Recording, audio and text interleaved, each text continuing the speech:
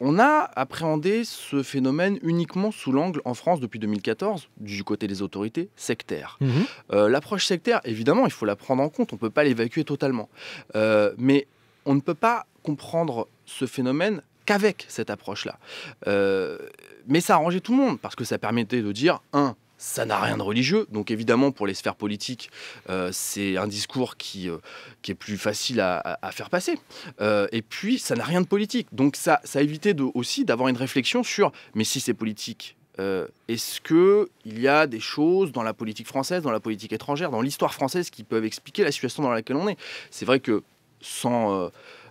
dans le discours des djihadistes, tout revient quand même assez souvent la question traumatique de la colonisation et des impensés coloniaux aujourd'hui, mais chez des jeunes de 20 ans qui n'ont pas connu cette époque, mais qui pourtant la vivent comme une humiliation parmi tant d'autres, évidemment. Mais ça, voilà, le projet djihadiste vient pulvériser ce sentiment d'humiliation, vient donner une possibilité de revanche à tous ces humiliés, à tous ces égos froissés.